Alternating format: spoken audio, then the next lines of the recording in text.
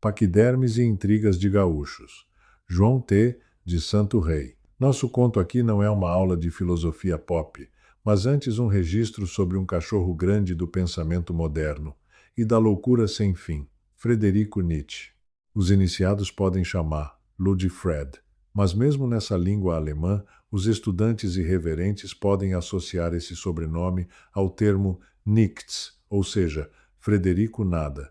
E desse trocadilho resulta apenas insinuar uma onda de niilismo em sua vida e obra.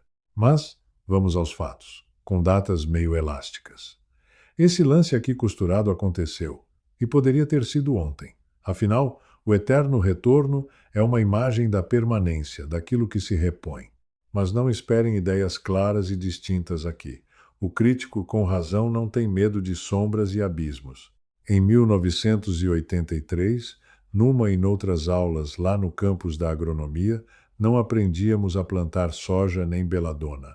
As ciências humanas foram expulsas do centro de Porto Alegre pela reforma educacional dos milicos toscos. Com a reabertura democrática, os mestres se aplicavam de início a restaurar suas cadeiras e pesquisas. E eis que, nas franjas de uma floresta quase negra, um certo professor de melancolia ajuntou certa tarde manuscritos, paletó e chapéu de montanha. Saiu pisando duro e vociferando contra o calor dos trópicos. Alguns alunos mais antenados confabularam aos cochichos. Deve ser o tempo. Percebem?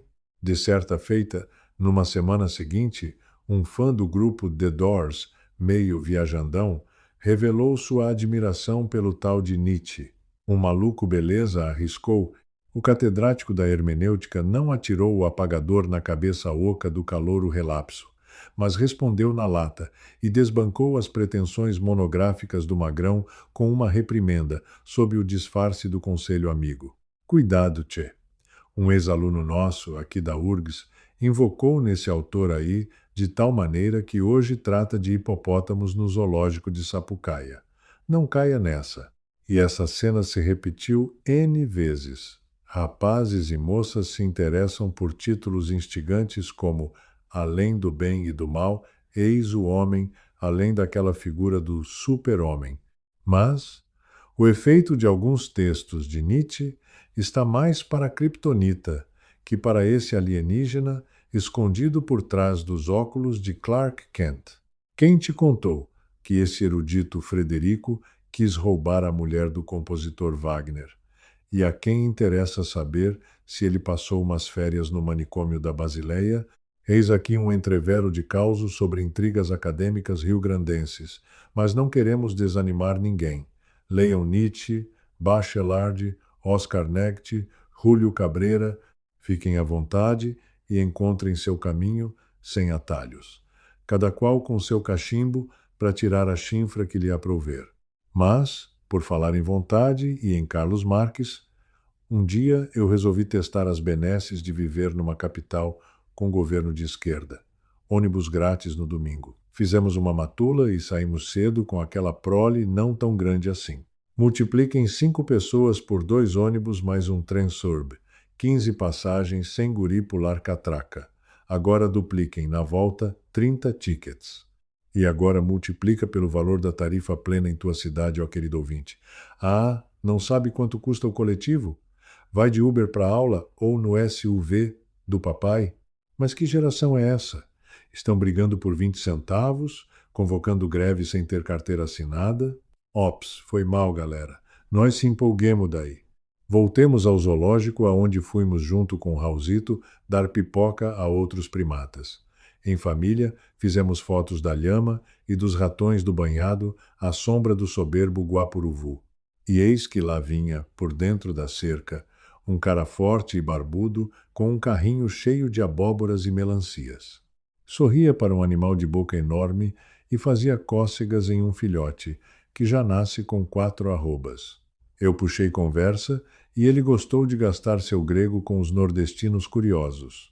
O nome desse animal significa cavalo do rio. Em alemão é cavalo do Nilo.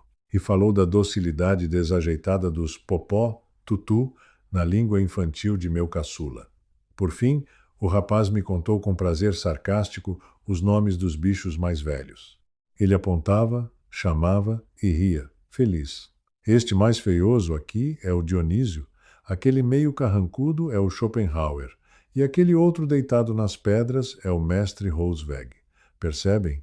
A história poderia se encerrar por aqui, mas sucedeu 20 anos depois que um outro gaúcho veio nos visitar no Portal do Cerrado e nos concedeu uma rica entrevista sobre sua formação, os duros anos da censura e uma gostosa temporada na Itália. Esse importante tradutor de Mané Kant lembrou que de vez em quando saía a beber vinho com outros brasileiros, inclusive um dos Murilos, importante escritor na origem do realismo fantástico. E nisso nosso entrevistado sorriu por baixo de um suspiro, ao se lembrar de uma beldade que costumava aparecer no bar, a Mônica Vitti. Não é por acaso que ela atuou em um filme surreal do Buñuel. Ora, de volta ao fio da meada e aos grandes animais do bestiário ocidental, devo confessar que eu mesmo havia contado a esse kantiano viajante aquele episódio dos hipopótamos de Sapucaia, batizados com nomes de filósofos. E foi assim que, numa daquelas rodadas de vinho, um outro Frederico, o italiano Fellini, pediu mais detalhes sobre os cavalos do Rio. Grande, risadas e mais uns goles. E aqui entra o roteirista do filme La Nave Va. Quem não viu, verá. Uma original alegoria da decadente aristocracia italiana. Uma fauna humana embarca numa canoa furada que leva de lastro um trambolho vivo. A produção achou difícil esconder um hipopótamo no fundo de um navio. O agente dele exigia jacuzzi. Por isso resolveram trazer outro paquiderme, igualmente bronco e fora de lugar, o grotesco rinoceronte. Pois bem, ontem mesmo pensei que Frederico Nietzsche gostaria de voltar para ver como evoluiu a vingança da vingança. Ele abraçaria o funcionário do zoológico e daria boas risadas por trás do grosso bigode. E escreveria altos comentários de trechos de Aristóteles que explicou um raro unicórnio indiano. Para encerrar, me ocorreu que o retorno do reprimido nunca é a reedição do mesmo. Essa boa circularidade não cai na chatice do vicioso. As peripécias da história são antes, tipo assim, como naquele verso com reverso da música popular brasileira. É a volta do cipó de aroeira no lombo de quem mandou dar.